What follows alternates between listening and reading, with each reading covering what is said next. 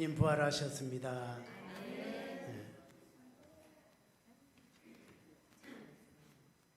네. 오늘 교회학교 아이들까지 나와서 찬양하니까 참 좋습니다. 네. 오늘 여기 본문 말씀을 가지고 여자여 어찌하여 우느냐 하는 제목으로 함께 은혜를 나누고자 합니다. 예수님은 나사로가 죽었을 때 나사로의 죽음으로 인하여 슬퍼하고 있는 마르다와 마리아를 찾아가셨습니다. 그리고 그 자리에서 예수님의 제자들과 마르다가 있는 자리에서 나는 부활이요 생명이니 나를 믿는 자는 죽어도 살겠고 무릇 살아서 믿는 자는 영원히 죽지 않을 것이라고 말씀하셨습니다. 그러나 예수님의 제자들이나 그 말씀을 듣는 마르다도 예수님이 부활이요 생명이라는 말씀하는 그 의미를 알지 못했습니다.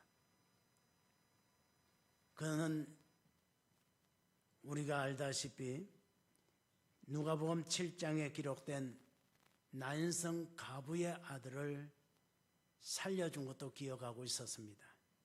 그리고 마가복음 5장에서 기록된 해당장 야이로의 딸을 살려주신 일도 기억하고 있었습니다. 그러나 나사로는 그들과 상황이 달랐습니다.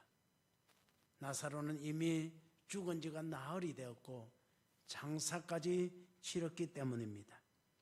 그러나 우리 주님께는 죽은 시간이 얼마 됐느냐가 중요하지 않았습니다. 그리고 상황이 어떻게 전개됐는지도 문제가 되지 않았습니다. 그래서 예수님께서 나사로를 살리려고 무덤 문 앞에 서서 이렇게 말합니다. 요한복음 11장 39절에 보면 예수께서 이러시되 돌을 옮겨 놓으라 하시니 그 죽은 자의 누이 마르다가 이르되 주여 죽은 지가 나흘이 되었으며 벌써 냄새가 나나이다고 예수님이 하는 그 일을 막으려고 했다고 하는 사실입니다. 그래서 예수님께서 내가 믿으면 하나님의 영광을 보리라고 말씀하셨습니다. 그리고 나사로야 나오라고 명령했을 때 나사로가 무덤에서 동여맨체로 나왔습니다. 그 모습을 본 마르다는 나야말로 참으로 믿음이 부족한 사람이구나 하는 것을 깨닫게 되었을 것입니다. 그러나 이 큰 능력을 경험했던 마르다도 예수님이 죽었을 때는 또 달랐습니다.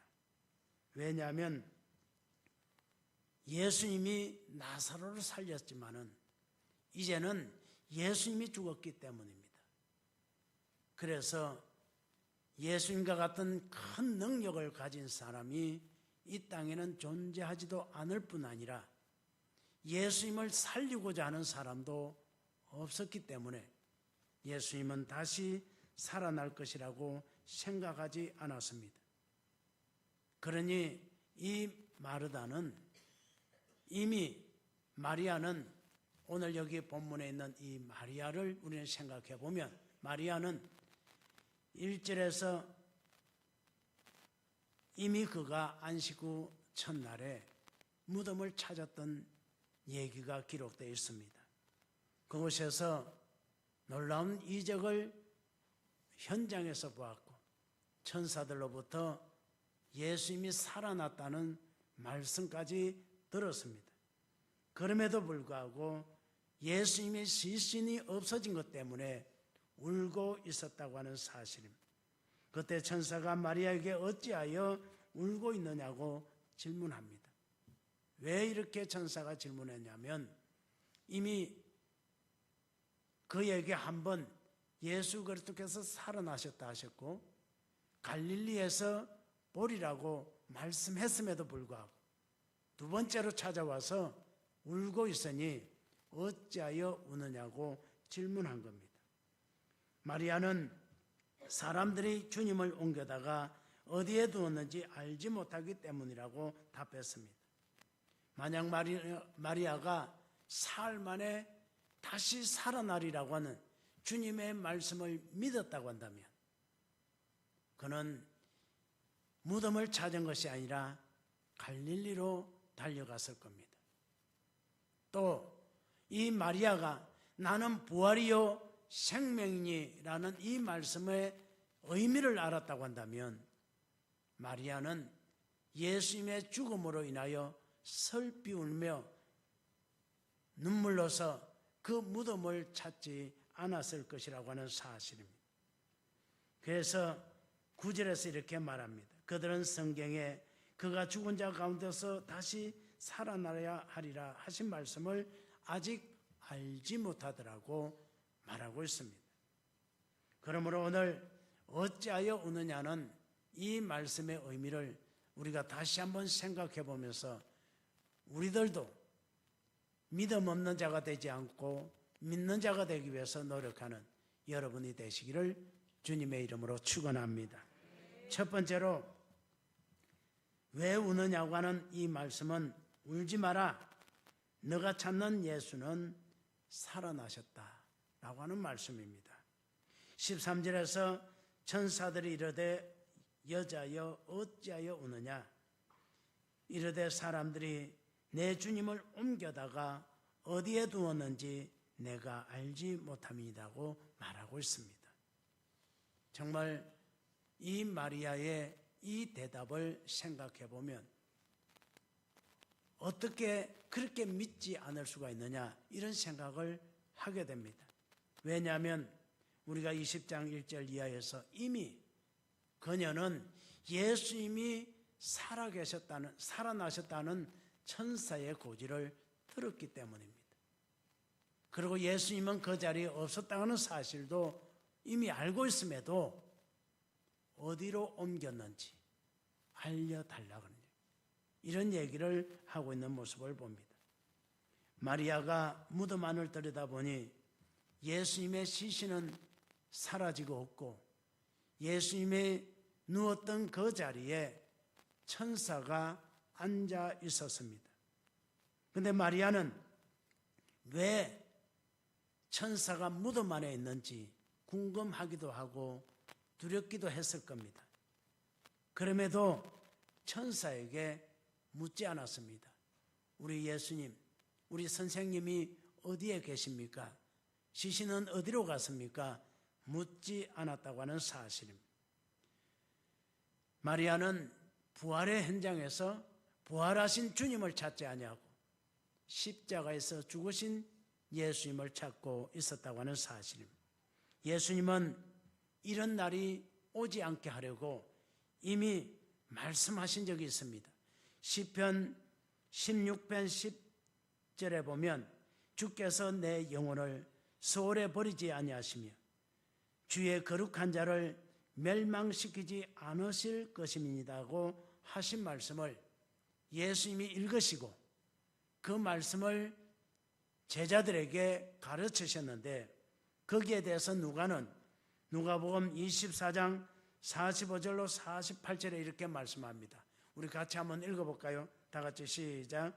그들의 마음을 열어 성경을 깨닫게 하시고 또 이러시되 이같이 그리스도가 고난을 받고 제3일에 죽은 자 가운데서 살아날 것과 또 그의 이름으로 제사함을 받게 하는 회개가 예루살렘에서 시작하여 모든 족속에게 전파될 것이 기록되었으니 너희는 이 모든 일의 증인이라.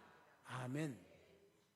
예수님이 그들의 마음을 열어서 성경을 이해할 수 있도록 가르치셨다는 겁니다. 그리고 예수님이 다시 살아나는 이 일에 대해서 너희가 증인이 될 것이라고까지 말씀하셨습니다. 그럼에도 불구하고 제자들은 그 말씀을 깨닫지 못했습니다. 왜냐하면 예수님은 영원히 죽지 않을 것이라고 생각했기 때문입니다. 죽은 자도 살리고 어떤 병에 걸렸든지 다 치료하시는 우리 예수님이니 당연히 죽지 않을 것이다. 그렇게 생각했기 때문입니다. 예수님이 죽지 않을 것이라고 생각했기 때문에 다시 살 것이라는 말씀도 그들은 이해하지 못했다고 하는 사실입니다.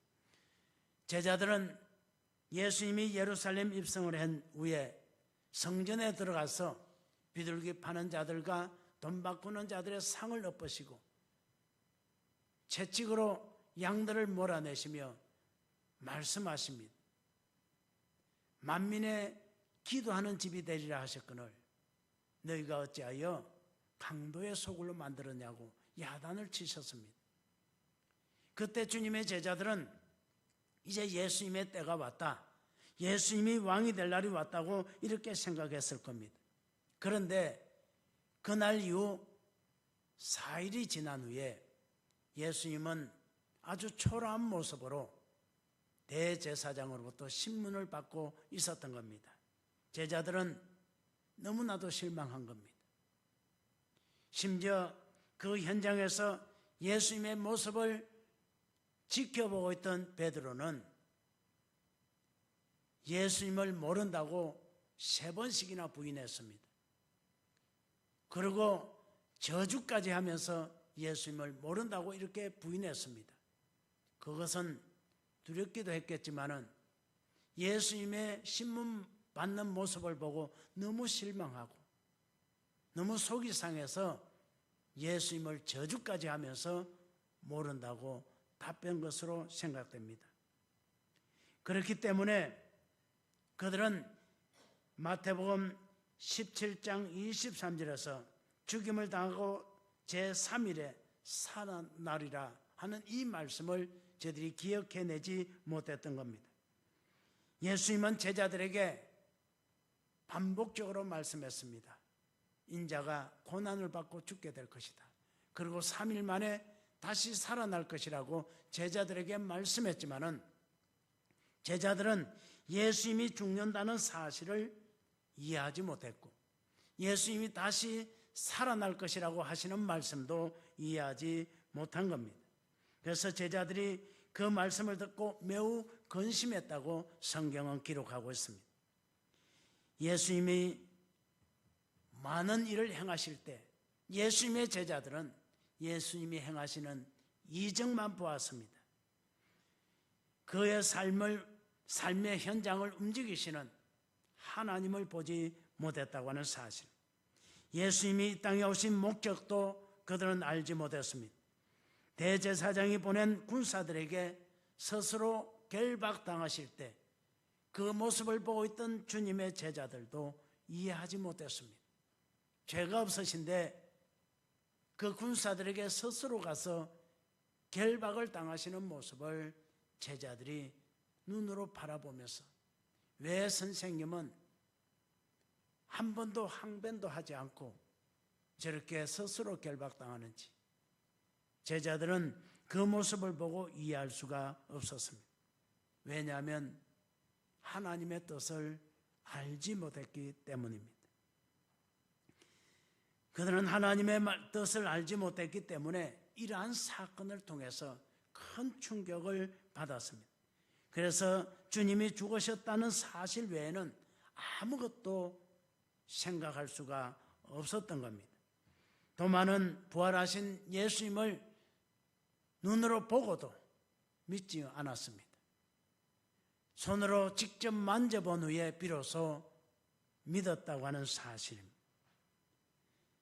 마리아도 예수님의 부활하심을 믿지 못했기 때문에 부활 현장에서 울고 있었습니다. 그러나 울고 있을 때가 아니었습니다. 이 마리아는 부활하신 주님을 찾아야 할 때에 그는 울고 있었다고 하는 사실입니다. 오늘 우리 성도들 가운데도 이런 분들이 있습니다. 어렵고 힘들 때 내 삶이 너무 힘들고 어려워서 눈물을 흘릴 때가 있습니다. 그럴 때 우리는 울고 있어야 할 때가 아니라 하나님 앞에 기도할 때라, 하나님의 은혜를 구할 때고 예수 그리스도를 찾을 때라는 사실을 믿고 울지 말고 부활하신 주님을 찾는 여러분 되시기를 주님의 이름으로 축원합니다. 그리하면 우리 하나님께서 부활의 새 생명을 우리에게 주셔서 슬픔이 변하여 기쁨이 되게 하시고 안 되는 것이 잘 되게 하시고 여러분의 삶에 크신 은혜와 축복으로 채워주실 줄 믿습니다. 두 번째로 어찌하여 울며 누구를 찾느냐고 질문하십니다.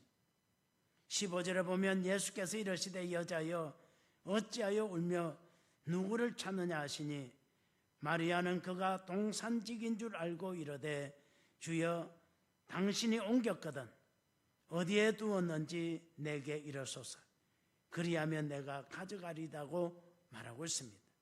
이 상황이 어떤 상황이냐면 천사가 어찌하여 울고 있느냐고 했을 때 주님의 시신을 어디에 옮겨놨는지 알지 못하기 때문이라고 말하고 딱 돌아섰는데 주님이 서 계셨습니다.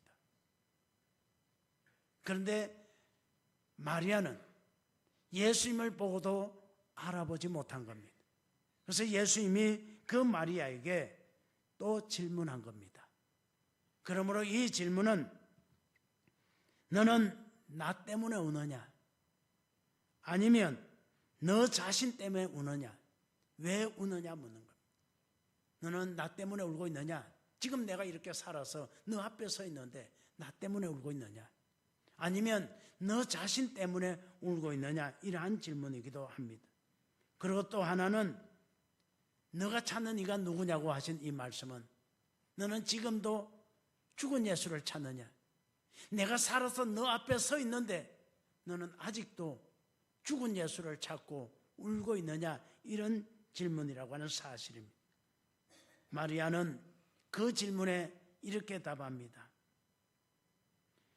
주여 당신이 옮겼거든 어디에 두었는지 내게 이르소서 그리하면 내가 가져가리이다.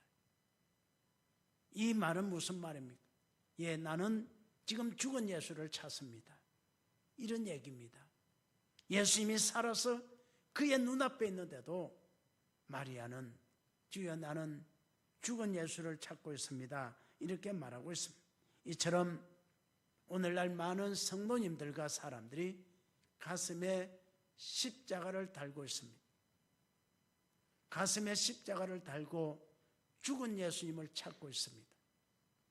그러나 우리는 이 십자가를 보면서 십자가에서 죽으신 예수님이 아니라 십자가에서 우리의 죄를 대속하시고 다시 사신 예수님을 바라봐야 됩니다. 십자가를 통해서 부활하신 주님을 바라보는 여러분이 되시기를 주님의 이름으로 축원합니다. 마리아는 그나마 죽은 예수님을 만나러 왔다가 다시 사신 예수님을 만나고 갔습니다. 그러나 오늘날 많은 성도님들은 사신 예수님을 만나러 왔다가 죽은 예수님을 만나고 가는 이들이 있다고 하는 사실입니다. 우리 성남교회 모든 성도님들은 다시 사신 주님을 만나시고 주님의 주시는 은혜를 힘입는 여러분이 되시기를 주님의 이름으로 축원합니다. 만약에 마리아가 예수님이 다시 사셨다는 사실을 알았다면 그는 무덤으로 가지 않고 갈릴리로 갔을 겁니다. 그러나 마리아는 예수님이 무덤에 없는 줄 알면서도 두 번째 무덤으로 다시 갔다고 하는 사실입니다. 이것이 마리아의 모습이었다고 하는 사실을 우리는 알게 됩니다. 예수님이 이미 무덤 속에 없는 줄 알면서도 예수님의 제자들도 무덤으로 달려와서 무덤 안을 들여다보고 시신이 없는 것을 확인만 하고 자기 것으로 돌아갔습니다. 확인했으면 천사의 그 말씀대로 갈릴리로 달려가서야 했다고 하는 사실입니다. 그럼에도 불구하고 우리 주님은 주님의 제자들의 그 마음을 알았기 때문에 먼저는 마리아에게 보여주었다고 하는 사실, 슬피 울고 있는 이 마리아 앞에 나타나서 예수님이 살아계심을 보여주셨다고 하는 사실을 알 수가 있습니다. 그리고 예수님의 제자들이 무서워서 예루살렘을 떠나지 못하고 문을 잠궈놓고 숨어 있을 때 예수님은 그곳에 오셔서 그들에게 보여주셨던 것을 볼 수가 있습니다. 요한복음 11장 27절에 보면 주는 그리스도시요 세상에 오시는 하나님의 아들이신 줄 내가 믿나이다고 마르다는 고백한 적이 있습니다. 마르다는 예수님이 하나님의 아들이라는 사실을 믿고 있었습니다. 그럼에도 그녀는 천사로부터 다시 사셨다는 말씀을 믿지 못한 겁니다. 하나님이 당신의 아들이 그렇게 처참한 모습으로 십자가에서 죽으심에도 침묵하고 계셨다는 사실, 당신의 아들이 그렇게 처참한 모습으로 죽음에 이르는데 하나님이 막지 않았다는 이 사실 때문에 믿지 못했던 겁니다. 마가복음 15장 34절에 보면 예수께서 크게 소리 지르시되 엘리 엘리 라마 사박다니 하시니 이를 번역하면 나의 하나님 나의 하나님 어찌하여 나를 버리셨나이까. 예수님께서 십자가에서 고통 중에 이렇게 말씀하셨기 때문에 마리아는 하나님이 당신의 아들을 버리셨다고 생각한 겁니다. 버리셨기 때문에 살리지 않았을 것이라고 생각하고 하나님이 침묵하심에 대해서 슬퍼했던 겁니다. 그러나 우리 하나님은 침묵하지 않았습니다. 우리 하나님은 그리하신 이유는 인류를 구원하는 길은 그 길밖에 없었기 때문에 우리 하나님께서 보시지 않으려고 마태복음 27장 45절에 보면 온 땅에 어둠이 임하여 제90까지 임하였다고 말씀하고 있습니다. 3시간 동안 온 땅에 어둠이 가득하겠습니다. 아무리 어두워도 하나님은 보실 수 있지만은 그러나 상징적인 표시입니다. 하나님께서 차마 아들의 죽음을 보지 못하겠다는 상징적인 표시로 땅에 어둠이 깔리게 하셨다고 하는 사실을 알 수가 있습니다. 그리고 마태복음 27장 51절에서 이에 성소의 휘장이 위로부터 아래까지 찢어져 불이 되고 땅이 진동하며 바위가 터졌다고 말하고 있습니다. 하나님은 침묵하지 않았습니다. 하나님은 지켜보고 계셨다고 하는 사실. 그런데 마리아는 하나님이 침묵하시고 죽음을 막지 않았기 때문에 다시 살리지 않았을 것이라고 생각했다고 하는 사실입니다. 그러나 우리 하나님은 예수님을 살리셨습니다. 그래서 로마서 8장 11절을 보면 예수를 죽은 자 가운데서 살리신 이의 영이 너희 안에 거하시며 그리스도 예수를 죽은 자 가운데서 살리신 이가 너희 안에 거하시는 그의 영으로 말미암아 너희 죽을 몸도 살리시리라. 우리 죽을 몸도 살리신다고 말씀합니다. 주님을 살리신 그 하나님의 성령이 여러분 안에 계시면 여러분의 질병도 치유하시고 여러분을 살리신다는 이 사실을 믿고 내가 시한부를 선고받았어도 죽을 몸을 살리시는 주님이 나를 살리신다고 믿고 소망 중에 주님을 바라보는 여러분이 되시기를 주님의 이름으로 축원합니다. 그러므로 우리가 하나님의 뜻을 알려고 노력해야 됩니다. 예수님께서 마태복음 6장 33절에서 너희는 먼저 그의 나라와 그의 의를 구하라 그리하면 이 모든 것을 너희에게 더하시리라고 하신 이 말씀의 의미를 다시 한번 되새겨서 우리가 하나님의 뜻을 알기 위해서 열심히 하나님의 말씀을 묵상하고 열심히 기도하고 성령님의 도움을 받는 여러분이 되시기를 주님의 이름으로 축원합니다. 죽은 것을 살릴 수 있는 분은 하나님 한 분뿐이기 때문입니다. 그러므로 다시 사심을 믿지 못한 것은 하나님께서 예수님을 버렸다고 생각했기 때문이었는데 우리 하나님은 한 번도 예수님을 버리신 적 없고 하나님은 예수님의 그 처참한 죽음의 모습을 보지 않은 것이 아닙니다. 하나님은 그 모습을 정말 바라보면서 그 길밖에 없었기 때문에 참으셨다고 하는 사실을 알 수가 있습니다. 오늘 우리가 이 사실을 기억하고 주님의 제자들처럼 오해해서 살아계심을 믿지 못하는 그런 성도가 되지 말고 주님의 부활을 믿는 믿음의 성도들이 되시기를 주님의 이름으로 축원합니다. 마태복음 26장 32절에 보면 내가 살아난 후에 너희보다 먼저 갈릴리로 가리라고 주님께서 제자들에게 말씀했지만은 주님의 제자들은 주님의 부활을 믿지 못했기 때문에 갈릴리로 가지 않고 무덤으로 갔던 것처럼 오늘날 우리들이 주님의 부활을 믿지 못함으로 잘못된 행위를 하지 않도록 우리의 자신을 돌아보는 여러분이 되시기를 주님의 이름으로 축원합니다. 누가복음 24장 6절에도 여기 계시지 않고 살아나셨느니라. 갈릴리에 계실 때에 너희에게 어떻게 말씀하셨는지를 기억하라고 했지만 주님의 제자들은 그것을 기억하지 못했던 것을 볼 수가 있습니다. 단 1%라도 예수님이 살아날 것이라고 믿었다고 한다면 주님의 제자들은 갈릴리로 빨리 달려갔을 겁니다. 그러나 그들은 그리하지 않고 무덤에 와서 시신이 없어진 것만 확인했다고 하는 사실을 알 수가 있습니다. 왜 그랬습니까? 주님의 죽으심에 대한 슬픔 때문이었습니다. 저들의 근심 때문이었습니다. 저들의 소망이 없어졌다고 생각했기 때문이었습니다. 지금도 이렇게 살아가는 사람들이 참 많습니다. 여러분의 마음에 염려와 근심이 가득하면 우리 앞에 계신 주님을 알아보지 못할 수도 있습니다. 그러므로 모든 염려와 근심을 내려놓고 부활하신 주님을 사모하는 여러분이 되시기를 주님의 이름으로 축원합니다. 에마오로 가는 두 제자도 예수님과 함께 동행하면서도 예수님을 알아보지 못했습니다. 이에 대해서 누가복음 24장 16절에서 그들의 눈이 가려져서 그인 줄 알아보지 못했다고 말씀하고 있습니다. 그러나 무엇에 눈이 가려졌는지는 말하고 있지 않습니다. 왜냐하면 그들의 눈이 가려진 것은 다양한 이유들 때문이었을 것입니다. 이처럼 우리들도 주님을 알아보지 못하는 것은 우리의 눈을 가리고 있는 것이 있기 때문입니다.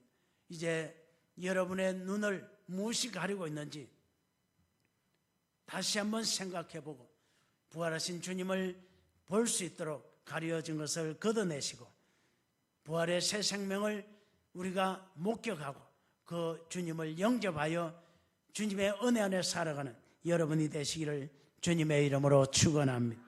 오늘 말씀을 정리합니다. 무덤 앞에서 울고 있는 여인에게 천사들도 예수님도 어찌하여 울고 있느냐고 질문했지만 여인은 여전히 죽은 예수를 찾는다고 말하고 있는 것을 봅니다. 그래서 주님께서 울지 마라, 너가 찾는 예수는 살았다 하는 말씀으로 말씀하셨습니다. 어찌하여 울며 누구를 찾느냐고 다시 한번 질문하는 이 말씀을 우리가 되새겨서 우리도 주님을 죽은 예수를 찾는 것이 아니라 살아계신 주님을 찾는 여러분이 되시기를 주님의 이름으로 축원합니다. 기도하겠습니다. 하나님 아버지,